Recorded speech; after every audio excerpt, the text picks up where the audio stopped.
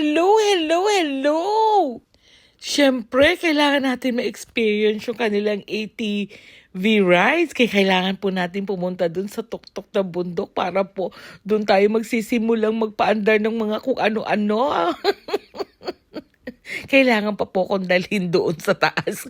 Kasi medyo hindi pa ako marunong po talaga magpaandar niyan. O di ba nagmamagaling na marunong na.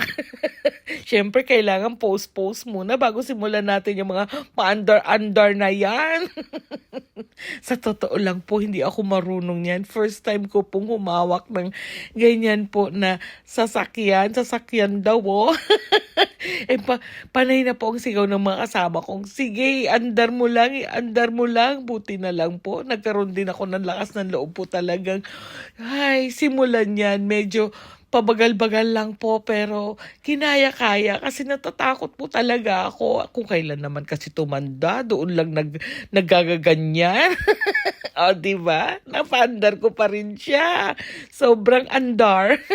Ang sabi nila, bumalik na raw ako. Ang sabi ko, paano ko to ibabalik? Pag pinalik ko po ng pakaliwa, Diyos ko po, tirik po yung pababa. Parang hindi ko kakayanin. Pero sige, kaya ko daw. Sigaw sila ng sigaw. Pero ginawa ko na lang po. Kumanan ako kasi medyo maluwag yung kanan. Akalain mo bang naiikot ko yan ng kanan? Ayan no, success ang pag-ikot ng kanan.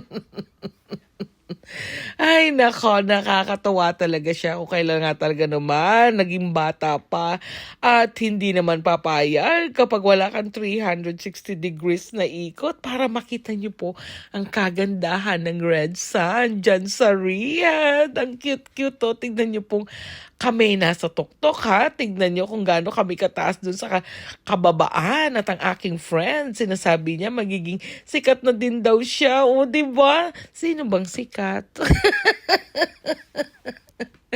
Ay nako, sa totoo lang po, sobra ako nag-enjoy dyan. Talagang hindi po mababayaran ang experience na nagawa namin dyan sa Red Sun. Napakalayo po niyan pero talagang dinayo namin para lang ma-experience ang kanilang ganda, ang kagandahan ng lugar. Ayan nga po.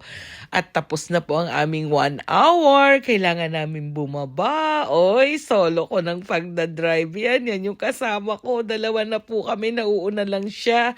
Pero sobrang bagal niya. Ako kung nag-take over. Nag-overtake pala. Doon kami galing po sa babang yun. Tignan nyo yan. Pula po yan. Yan tinatawag na red sand. Doon kami galing sa tuktok na yun. Diba? O, saya-saya. Ay, nako. Ang dami ko na naman pong daldal.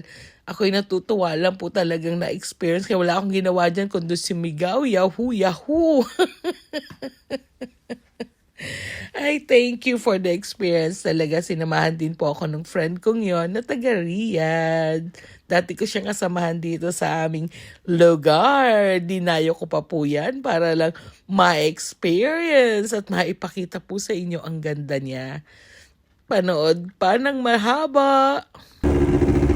Naririnig yung mga tunog ng motor. Oh, ayan na, taas na namin pero nasa baba na po ako niyan. Happy talaga ako talaga. Sobrang tuwa ako. Napaandar ko rin siyang mag-isa. Thank you for watching. Pa-share, likes, and comment. And don't forget to follow me for more. Don't skip